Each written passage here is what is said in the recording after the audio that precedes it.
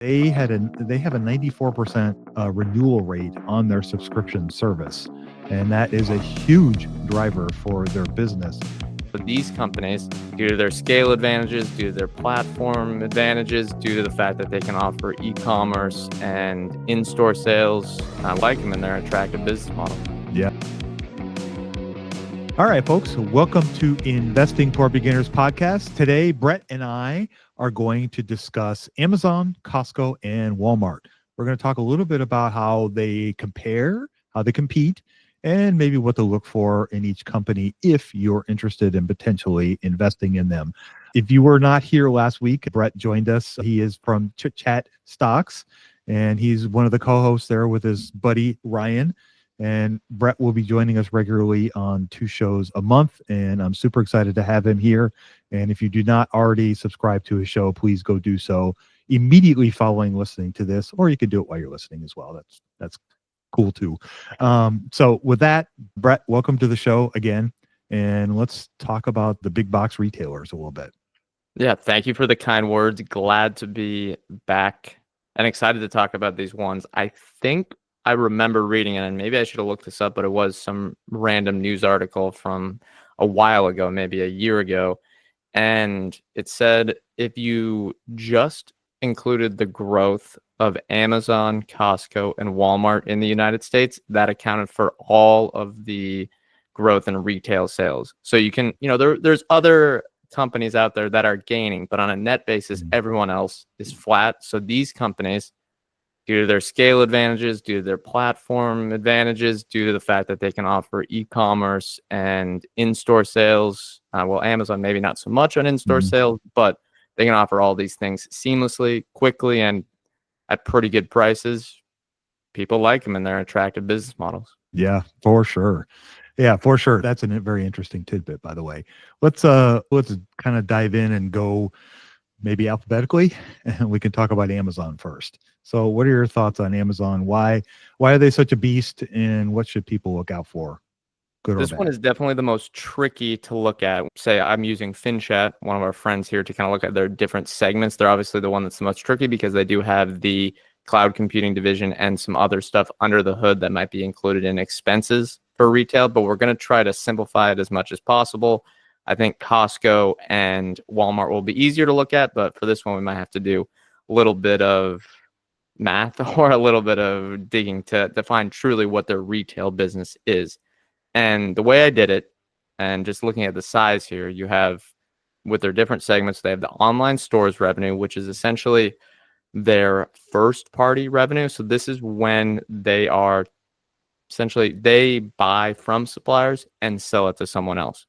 And then there's also the third-party sellers revenue, which is all they're doing is facilitating the sale, the delivery, the warehouse storage for third-party sellers. So say you're a brand like Nike, you sell on Amazon. You aren't selling to Amazon, you're selling to their customers, but Amazon is facilitating that transaction. That's different. Both of those are retail sales. The customer doesn't really know the difference when shopping on Amazon. But in their segments, they're going to be 2 different things. And then they have a small physical stores revenue, which I think is mainly Whole Foods. If we combine those segments, I am getting $424 billion in 2024 revenue, and that is up from $80 billion 10 years ago. So I think that's some good context. And I should also say that third-party seller services is only a cut that Amazon is taking from that. So the actual amount of dollars spent on the platform is higher. So think about that almost like a gross profit. And it's going to be higher margin than, say, a sale at Costco or a sale at Walmart. And this revenue is not including their subscription services and advertising revenue, which I kind of put into a different category. So I think this sums up as best as possible. Maybe you could add on another $100 billion or something like that. I'm sure that Wall Street analysts have much more granular math on this, but you want to, get that third-party sellers out of that. But I think this sums up the size of Amazon's business and how fast it's grown, mainly in North America, but around the world as well. Yeah, I mean, those are some big boy numbers, aren't they? To 400 and some billion in revenue, just the retail part of the business. That's crazy. And I don't think people think about like how big that is. When I think of really large companies, I think of something like Visa, which is a global business that's been everybody knows. They do 35, 36 billion a year in revenues, which is a lot, but compared to what Amazon and Walmart and Costco are doing, that's just peanuts. Yep. And I think what's most impressive about Amazon is the fact that third-party seller services since 2014, so 2014 to the end of 2024, 10 years, maybe I always forget. Sometimes when doing these timelines, it's either 9 or 10 or maybe 11. You've Right. probably seen as well. But either way, for around the last 10 years, it's grown at about a 30% annual rate. So it was at $11.7 billion in 2014, and now it's $156 billion in 2024. So that's been one of the biggest growth drivers for the retail business is that third-party seller services over the last decade. Right. So how does Prime fit into this equation? I know it's not necessarily a direct part of the revenues that you're discussing, but it definitely feeds into how people use Amazon's retail service. Yeah, it is hard. That's why I mentioned at the start that it's very hard to decide what to include into the retail segment or not. They do have their own subscription services line item, and I think the vast majority of that is going to be Amazon Prime, but there's also the things like Amazon Music or Prime Video on its own. And I think a few other things, maybe something like Twitch Premium or stuff like that. But if we look at their subscription services revenue, which essentially is Amazon Prime, that is doing $44 billion in revenue on its own. So if you wanted to include that in the retail business, you can.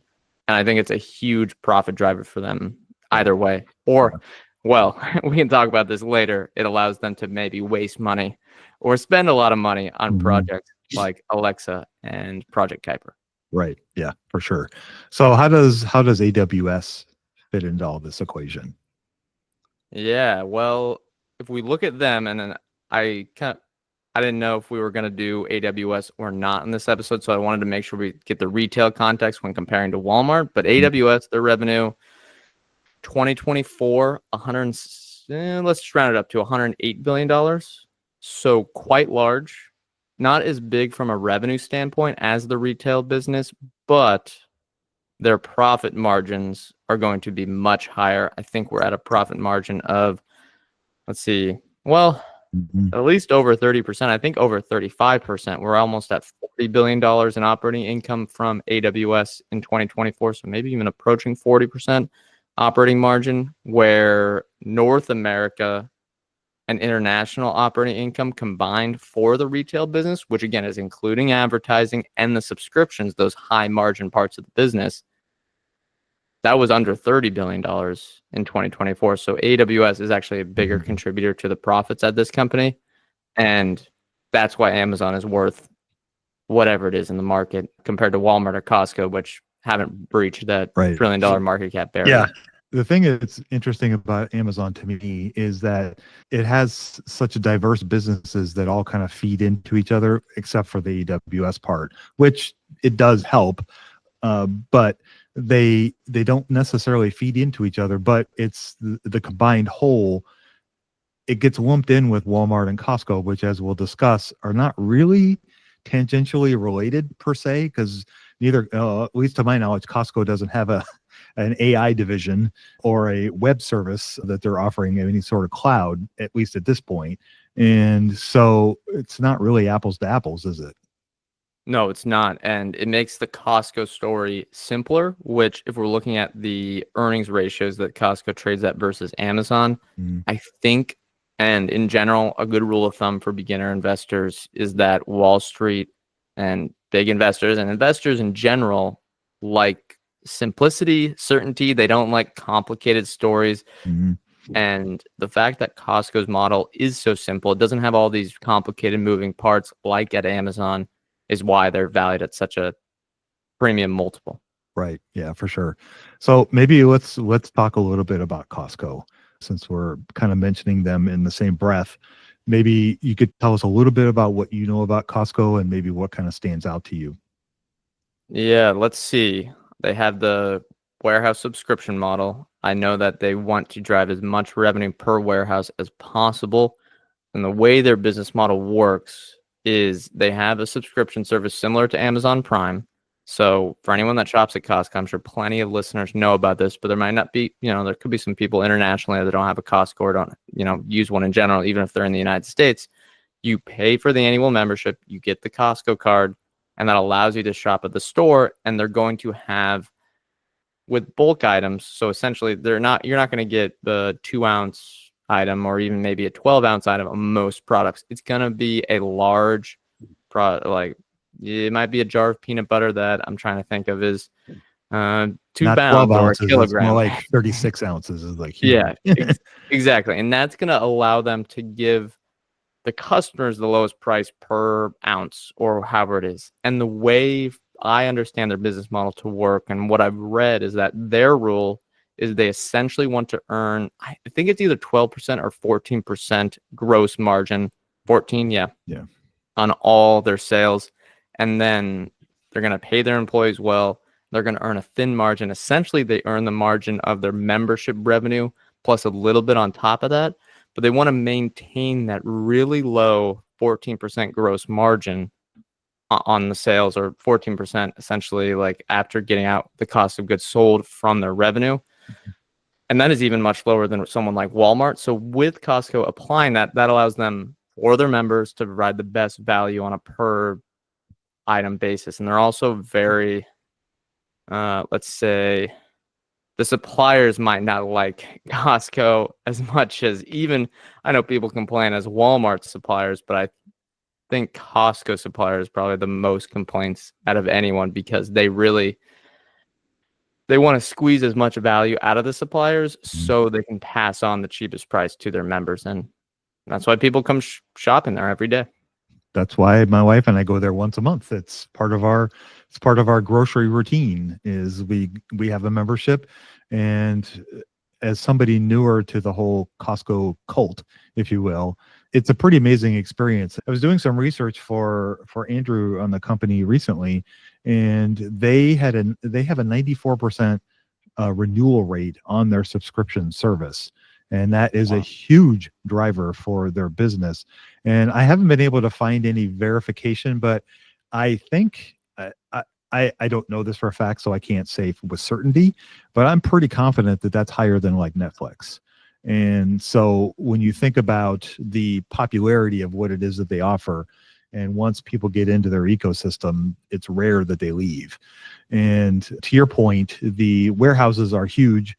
They have done a few things recently to make more frequent shopping easier, in that they aren't breaking up like the package sizes or anything of that nature that I've noticed over the last few years. But one thing they have started including is they used to have these, the checkout lines are pretty amazing, but they started putting in individual self-checkout units in. So you could go in and buy 2 or 3 things and walk out. And that was one of my complaints about Costco early on, was that 10-minute wait. You're like, I only want 2 things. I really want them, but I don't want to wait for another month before we go back and drop a $300 or $400 on groceries. I just want these 2 things, I just want my jar of garlic stuffed olives, and that's all I want. But now you can do that. You can go in there and buy those because you don't have to wait in these huge long lines with people checking out with flats of food and other items for hours. You can just go in, get out, just like you can at a Kroger or a Walmart, which is kind of nice. And so that's something that they've done more recently. They definitely are a company that is very concerned about the price. I know they negotiate very hard with their vendors to make sure that they get the best price. But something that sets them apart, another thing that sets them apart from Walmart and Amazon, is they offer a limited amount of SKUs. And basically what that means is they have a lot fewer items that they sell in the store and online. And that allows for them to move through the inventory a lot faster. And because they have limited choices, it also helps reduce decision fatigue for the customers. I mean, how many of us have walked down like a cereal aisle or the potato chip aisle at a grocery store, and it's a wall of stuff, and you're like, I don't know. And you go to Costco and you don't have as many choices, so it's easier to make decisions and get what you want and get out. And so that is something else that kind of sets them apart. It also allows them to buy in bigger quantities because they know that they're going to move certain things or these items a lot faster, so they can commit to their vendors, hey, I'm going to buy this much. What kind of price are you going to give me? And that helps them lower their prices. And as you mentioned, their margins are quite a bit lower than other competitors. And when you look at it from the outside as an investor, you're like, ooh, that's really skinny. Like, how can they really survive? But that is their business model, and they've operated that way since the beginning, and they have no plans of raising it. They actually went, I think it was 6 or 7 years without raising their membership prices. So Netflix and Hulu and others have been going crazy raising their prices on the subscriptions, and Costco has been kind of the exact opposite. They held off for a long time. So there's pros and cons to that, but I think to me it helps set up the differences between the other two companies, at least as far as like the grocery/retail part of the business. Yeah, with two things I'll add before we get into some of the numbers is another, maybe from a psychological aspect or something that's less quantitative, is, and this is sort of my opinion, and I think I've stolen it from someone else. It's not my original idea, but Costco, the reason it's so successful is it gives frugal people, think of like the frugal dad, it gives them an excuse to splurge. And then with the vendor items or just the limited amount of SKUs, as you talked about, part of their strategy there is to find unique items. So shoppers, when they're there, they can think of almost a treasure hunt for something new, something that's going to be an incredible deal compared to anywhere else, whether it be a couch or some sort of golfing equipment or anything really, where you can get this half the price you get somewhere else. And then the vendor might not be overly happy that you have to take that price, but they can go and get them insane volumes and build that brand awareness. So it's really what am I trying to say? It's a non-zero sum game. It all works Mhm. seamlessly together. Everyone becomes happy at the end of the days because they can just drive so much volume through each warehouse. Mhm. Yeah. Yeah, exactly. No, I love that. I think you've mentioned that phrase before. I love that idea that it gives us frugal people an excuse to go spend some money. Exactly. Where you come home and you brag, Right. look, I got this TV for $200 and it was a Right. 60-inch TV or Right. whatever the number is. Yeah. Just to give some numbers on the revenue, they're slower growth than an Amazon. Now, Amazon's a bit more aggressive. Costco is almost as steady as they go Mhm. business. I wouldn't be surprised if they keep growing at this rate just forever. Well, not forever, but you kind of Pretty get the close. picture. Yeah. Since 2012, they've grown their annual revenues at an 8% annual rate, going from $97 billion to $259 billion over the last 12 months. It's a little bit slower than Amazon and Walmart. Well, Walmart's no, slower. Walmart's slower, but they are, and I think good context here, and maybe why they get that premium multiple is they are smaller, significantly smaller than both Amazon and Walmart. And Mm. maybe if they keep up this business model and they keep up this steady growth, people think there might be a longer runway, at least in the United States, for them to grow. Yeah. Yeah, for sure. I mean, and to kind of back up your point, I don't know how many stores we can probably look that up pretty quickly, but looking at FinChat, Costco has 897 stores right now total. And I think Walmart is well north of 10,000. So quite a bit smaller when you look at the number of stores. But you can see if you look at, looking at FinChat, they've grown from 600 stores in September 2012 to almost 900 12, 13 years later. Well, it's not monstrous growth, but it's certainly steady growth and expansion. And they've also been expanding overseas. I know they have at least 2 or 3 stores in China that have opened recently, and they were mobbed. I Yeah, think, 4-hour waits, right? yeah, Yeah. right. Yeah, mobbed. That's And crazy for a grocery store.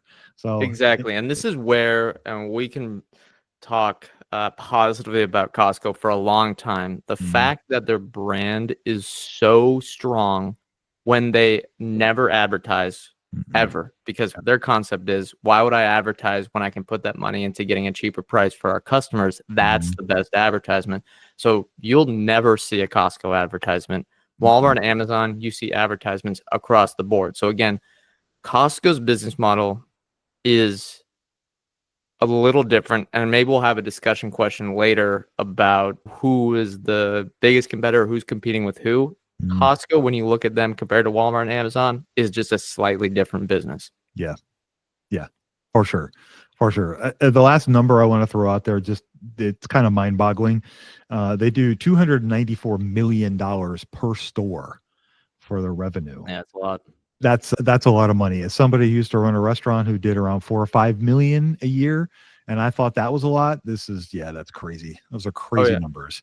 Yeah, and the last thing I'll say, and Amazon's good about this too. Maybe this is one thing that people can complain about with Walmart is Costco takes care of their employees Right. across the board. I Mhm. think I just saw that their hourly wages are bumped up to $30 an hour Yes. for entry level, which is quite good. Hmm. Yeah, Costco to raise. I'm looking at an article right now. Costco to raise hourly pay for most U.S. store workers to over $30. So okay, most, but that's a Reuters article, so pretty reputable source. I think that again shows that they take care of everyone, but they Hmm. have a high standard, and that's Yes. how if they were paying their employees something way lower wages, just minimum wage, I would not expect that they would have the same success driving that $300 million in volume per store. No, but yeah, you're 100% right. And if you've shopped at a Costco and a Walmart, you can see the difference. Like people are actually happy when you're at Costco. Like the employees smile at you, have conversations, seem like they're genuinely interested in you and making sure you have good experience, comment on your foods and stuff. And this is generalizing, of course, but when you go to Walmart, most of them are hating their life and can't wait to get off the clock and go home. So it's a completely different culture. Yep. All right. It sounds like we might be being negative on Walmart, but this is a very impressive business. Should we talk Hmm. about them? This is actually the largest, uh, depending on how you calculate Amazon's third-party sales, but the Right. largest revenue business in Yeah. the United States.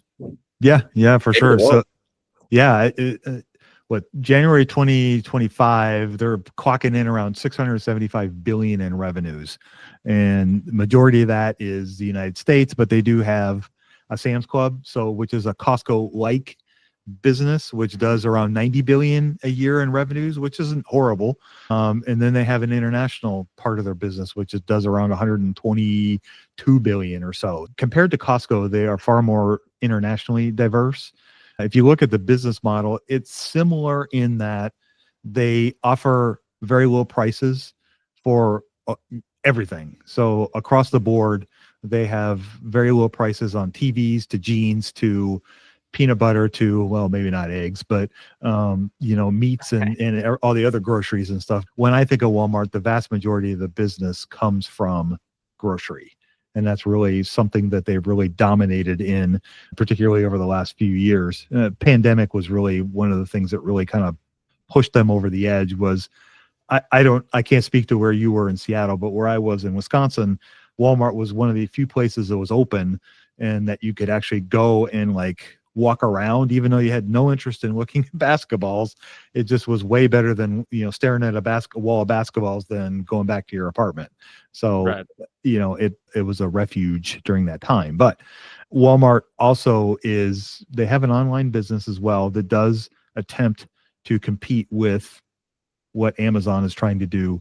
Another thing that they've done to separate themselves is they've created the ability to shop online and then go and have the groceries brought to you in your car. So you can drive to the local Walmart, you can order your groceries, and then they'll have shoppers. And if you've been in the stores, you'll see them, and they grab all the stuff and then they bring it out to your car, which is very, very convenient. And especially during the pandemic, that was huge because it was an easy way to go shopping without exposing yourself to anything. So that was kind of nice.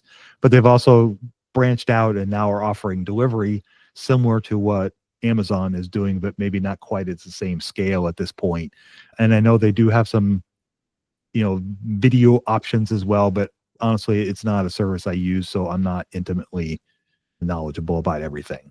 Yeah, I'd be curious to know how many Walmart Plus subscribers there are. Maybe they disclose Mm, that. Regardless, I think without looking, I know for a fact it's probably much lower than Amazon Prime yeah, right. subscriptions in the Yeah. United States. And I think I'm looking at this revenue chart here. They've only grown their revenue at a 3% rate since 2013, but it was essentially flat to barely up before the pandemic. Mm-hmm. And they've seen some very impressive growth over the last 5 years. And I think the key is, from what I've read, is that instead of trying to be defensive and copy Amazon, they used what they had that Amazon didn't, which is those giant physical store footprint around the country and having that omni-channel strategy that you mentioned. You can shop in store, we'll have everyday low prices. You can get the pickup stuff for very low price, or you can get the delivery that we can essentially do what Amazon does. Maybe not exactly the same, and maybe not exactly the best experience on a delivery front, but they can offer more than Amazon, especially with that buy online, pick up in store. Yeah, for sure. I mean, that is an advantage in that if you really need peanut butter today, you can order it from the store. You can either go pick it up or they'll bring it out to you. Whereas with Amazon, depending on where you are, you may not be able to get it until the next day or the day after. And so that can be limiting in some respects.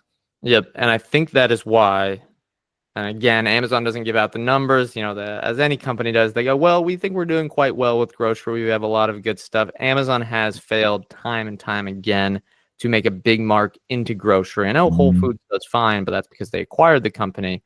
Where Walmart, I think the key to their business is just low prices, your everyday shopping experience for grocery items. And now they've kind of turned to playing offense and offering this buy online, pick up in store stuff. Yeah. And it's done well. If you're really interested in learning more about like maybe some of the early history of Amazon and Walmart and kind of their competition, especially in the earlier days, there's a great podcast called Business Wars that's done by Wondery, I think, and they did a series of like 5 or 6 episodes. It's kind of a narration story about kind of the early days of what was happening at Walmart versus Amazon. And it's very interesting. They were not best of friends, shall we say, early on. I'm not sure what the relationship is now, but back when Jeff Bezos was running the company, and I don't remember who the Walmart CEO, is to say they were not best of friends. Yeah, people should remember that the original URL for Amazon was going to be relentless.com. So Bezos is a fierce competitor. And there's also a good book. I haven't read this one, but I've heard good reviews. And the author, I do like the author. He's I think, a tech reporter. It's called Winner Sells All, Amazon, Walmart, and the Battle for Our Wallets. Was released in 2023. So pretty recent. As well, there are those biographies on Amazon specifically that I think get to their culture, although it's more of a culture of a technology company than the retail sales aspect of it, which makes it more interesting. Now, I mentioned the 14% gross margin for Costco. Do you want to guess, Dave, what Walmart's gross margin is over the last 12 months? I'm going to go with 10%. Higher, much higher. 25%. Much higher? How much? I think that 25%. No way. 25%. Okay, yeah, I so got they Holy are moly! Yeah, you're right. That's crazy. That, I think, to me, it shows why Costco gets that high multiple. It has such love from their customers, and they really have fans of the product at the end of the day, or of the service. And it's why they probably have, I would argue, the most predictable and durable moat of these three. Whether, Amazon is, again, aggressive and innovative, but taking that, let's just look at the retail side of things. Costco's margin and those low margins, that is the moat. Where Walmart, yes, they have the scale, but they're actually selling stuff at a much higher margin than at Costco. It's interesting too, because if you look down the income statement, you can see that the operating income and the net income margins are pretty similar to what Costco is putting out, but the gross margin is quite a bit higher. That's interesting. Yeah, and I think, again, it comes back to that Costco culture of frugality. And I would bet that there's a lot more wasted spending at Walmart than at Costco. Probably. From in between the gross margin line and the operating margin line. Yes. I would agree with that wholeheartedly, for sure. So I guess if you had to look at these three, how would you, like, how would you categorize them as, I guess, maybe potential investments? Like what would be the pros and what would be the cons, briefly of each company, if you will? Okay, I'm going to talk about it regardless of valuation because I know all three of these get a premium valuation. Maybe not Amazon at the moment. Its earnings multiples come down quite a bit. But there might be some people that are wary of the AI stuff. But yeah, just speaking on the business model. So again, I'm not talking about how Costco has a 55 times earnings multiple for anyone that the very deep value investor types. If we're looking at Walmart first, I think what attracts me here is the fact that it's going to be extremely hard for someone like even a Target. Let's say Target's struggling a lot at the moment, and I think one of the keys is that given Walmart's scale and given Walmart's mind share among consumers and given our locations, someone like a Target or Dollar General or whoever is going to find it extremely hard to compete on everyday grocery shopping and items and stuff like that. Mhm. And the fact that Walmart can offer that, you can shop in store, it's going to be cheap. You're going to get out of there quick. You can just do a $20, $30 grocery run for someone that's not very wealthy, or you can get either pickup, for anyone, or you can get delivery if you want to pay those fees or have that subscription service there. Similar to Amazon. I think that is what makes their business model attractive. Then if I look at Costco, it all comes down back to the flywheel of low prices where everything is focused on, not say we mentioned like on a per unit or per ounce basis, they are going to have the cheapest price. And what attracts me to them is that if you're a family, you are going to want to utilize Costco if you have a family of three and say they're all three boys playing sports. I mean, it just makes sense out of everything. And I think at least if we're going to compare the two, Costco versus Walmart, I think Costco's moat is much wider. Mhm. And the way I look at Amazon is a little bit different because when you look at Amazon, the price might not be the cheapest. And some of that comes down to the third-party sellers where they don't set the price, excuse me, Amazon doesn't set the price. The third-party sellers are going to set the price. I think the key for me is convenience, where I can just search, let's say, for example, shampoo. I know I'm going to need shampoo. I can do subscribe and save. I can set it on whatever cadence I need, and I know it's going to show up within a day. Mhm. Now, if I need peanut butter, as you mentioned, now I have to go to Walmart or somewhere else. But for Amazon, the convenience, I think, is the factor above all else. Yeah, for sure. I know for me, for Christmas, for example, this last Christmas, I did the majority of my shopping on Amazon, just simply for the fact that I hate to go to the stores, and the Prime subscription more than paid for itself for saving me the stress and hassle of having to go shop in the physical stores because I just don't like it. And you can call me fuddy duddy or whatever, but that's just what works for me. And that's what sets it apart for me. And that's one of the things that I do love about the whole Prime thing. I agree, and I share it with. Don't tell Amazon, but I still share my Prime account with my parents and my brother, even though we live Yeah. in different households. So they might be cracking down on that eventually. I can't find the number online here, but they give you I think, time saved over the last 12 months as Mm, well as money saved with your Prime subscription, and that number is always impressive for the four yeah. people on that list on our account. I think it's 100, maybe even $1,000 a Hmm. year, and then hours, maybe 30, 40 hours saved of trips, they estimate that you would take to the store. So, hey, that convenience factor can add up over time. Right. Yeah, for sure. Or when you shop at a non-Amazon online, for example, something that they may not be the best at is clothing items or Hmm. stuff like that. A lot of people like to shop at the various specific direct-to-consumer websites from these brands. And it's not the end of the world when it takes a week for an item to get there. But Hmm. you do think, like, why is it taking this company so long for it to be delivered? If it was on the Amazon delivery network, they would get it to me tomorrow morning. Right. With Yeah. Thank you. Amazon, I can Yeah. maybe pull up. They have our friends at FinChat. I do love to shout them out. I think they have recently added a KPI of North America International and AWS capital expenditures. So maybe we can Oh look at yeah, the retail yeah. ones. Let's take a look I'll at try to that pull it because up. that I think will be very telling. North America capital expenditures. I'll just go from 2019 to 2024. So this is per year capital expenditures. 2019, 12 billion. 2020, remember this is the first year of the pandemic, Yep. 30 billion. 2021, 37 billion. 2022, 23.7 billion. 2023, 17.5 billion. 2024, 24 billion. So impressive amounts there. But I think what's interesting is that 2024 was still much lower than 2020 and 2021, which is leading them to have a nice profit inflection Mm-hmm.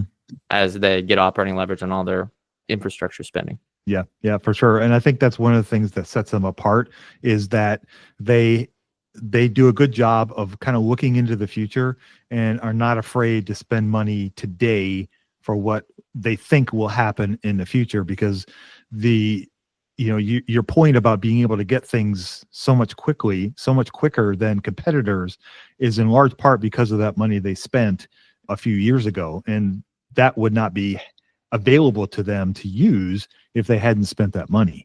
And so sometimes I know the market can be, oh, they're losing money or this, that, or everything, but they're investing for the future.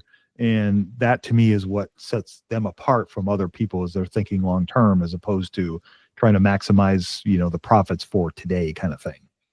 Yep. And that's why, even though we talked about how elegant Costco's business model is, they're Mhm. not someone that's going to do that. They're a little more cautious, they're a little more steady. And that is why Amazon, let's get that number again up here, even including just third-party seller revenue services as just as the revenue, they're at $424 billion in revenue. Maybe it'd be closer to $600 billion if you were talking about the total dollars spent on their retail outlets, while Costco, an older business, is only doing $259 billion. Only. Yeah. That's still pretty impressive for sure. The best stock picks require a light bulb moment. To see exactly what that looks like, check out one of my previous reports at stockwriteup.com. So I Yep. guess if you had to list maybe a couple of downsides to some of these companies and why maybe you would maybe try to avoid them.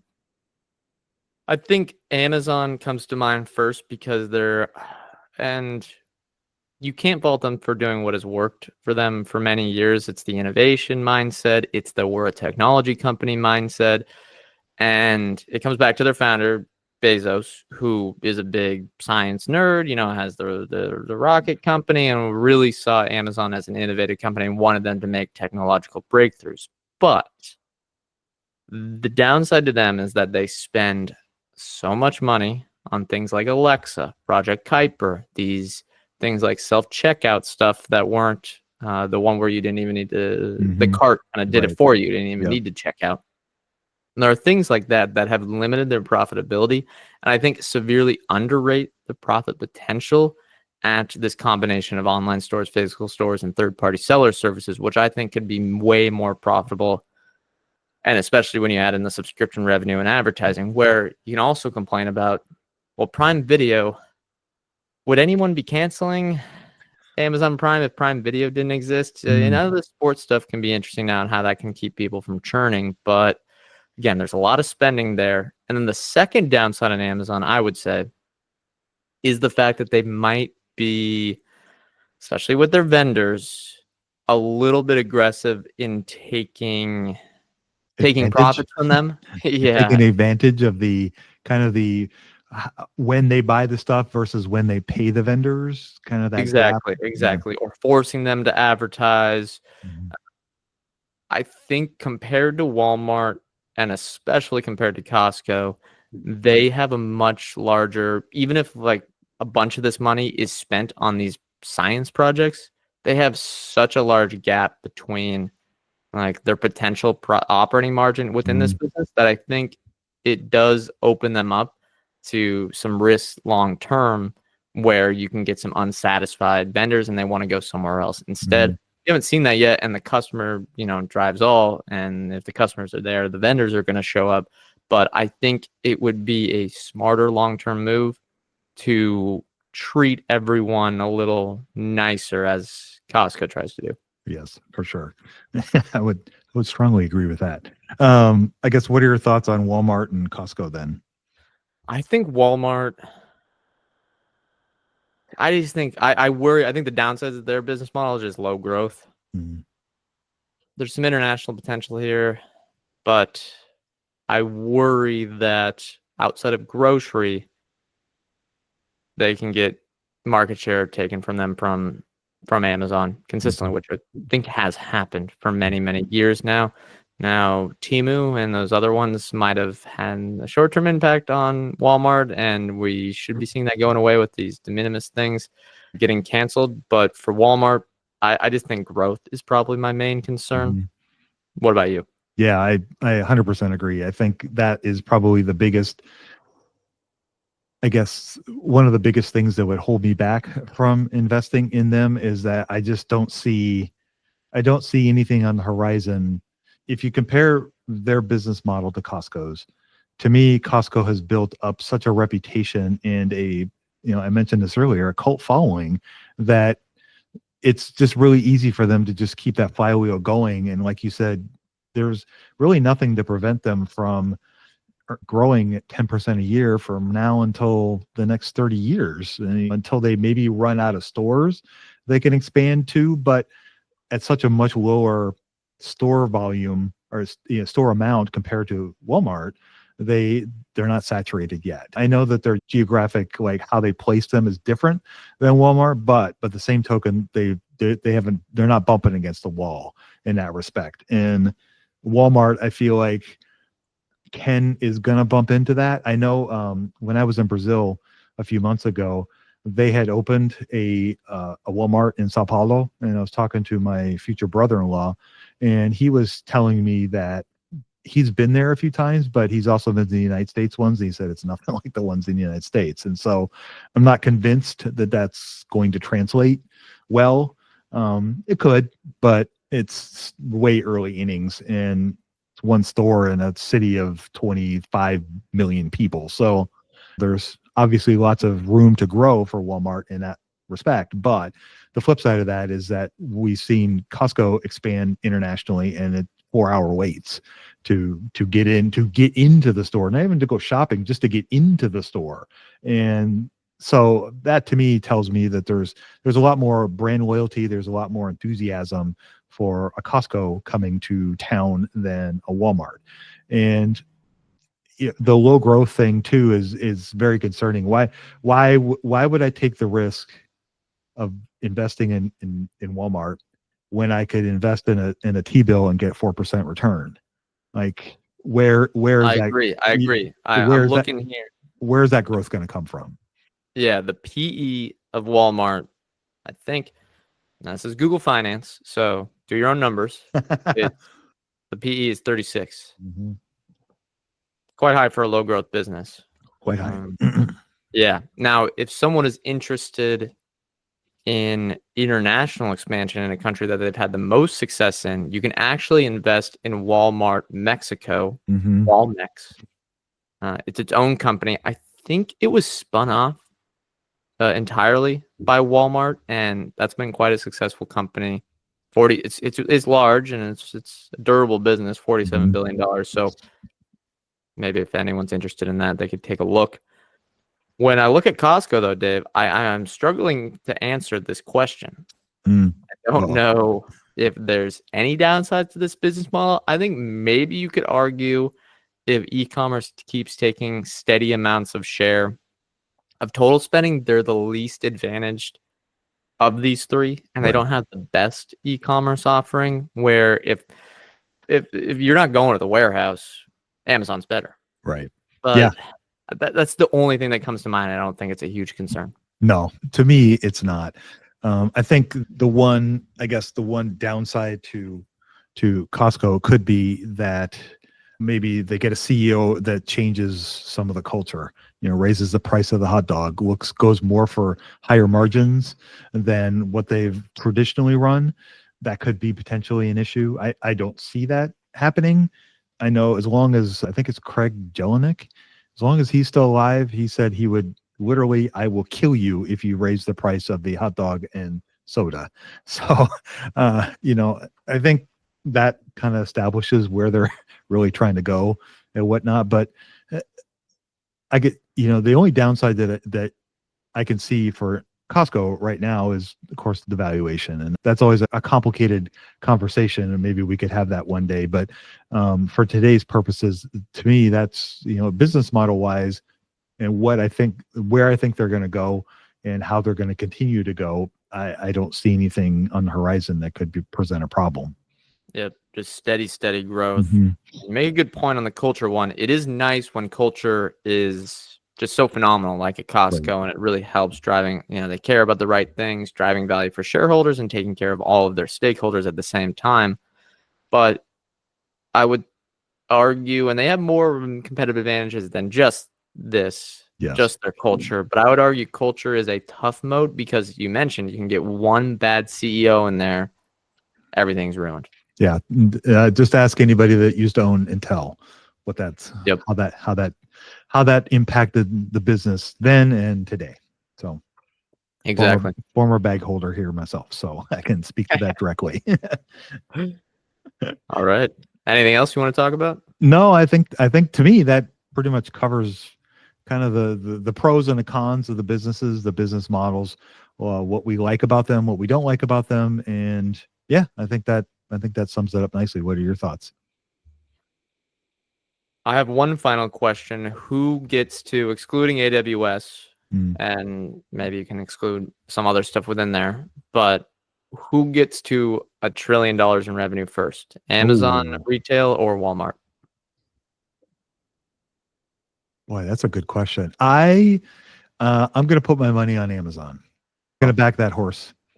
Yeah, I still think if you look at e-commerce penetration in the United States, it's high, but it's not as, I think it can go higher. Oh, much. I think that's the tailwind that's just going to help them continue to take share and have a little bit of a faster growth rate than Walmart, who I think is a much more mature business. Yeah, I totally agree. Yeah, that's an excellent point. Well, with that, we will go ahead and wrap up our show for today. I wanted to thank everybody for joining us today. And Brett, of course, thank you for joining us today. And, if people enjoy what you're doing, which I'm sure they do, where could they find more about what you got going on and your great podcast? Yeah, appreciate you having me on a regular basis here. I will say, for anyone that listens to this show, I do work on Value Spotlight as well. So go check that out, at least if you haven't before. There's a lot of new stuff, good stuff going on over there. But the stuff that I run, my own podcast, is Chit Chat Stocks, and you can find it. I do as a co-host with Ryan. We have guests like Dave on sometimes, and other guests talking all things stocks. You find it on YouTube, Spotify, Apple Podcasts, and you can keep up with the show on Substack or Twitter. Just search Chit Chat Stocks, whatever you want, on Google, and I'm sure they'll pop up. Yep, they will. And they're all great resources. And I said it before, and I'll say it again. One of my favorite shows, Chit Chat Stocks. You definitely need to check it out. So with that, we'll go ahead and sign us off. You guys go out there and invest with a margin of safety. Emphasis on the safety. Have a great week, and we'll talk to you all next week.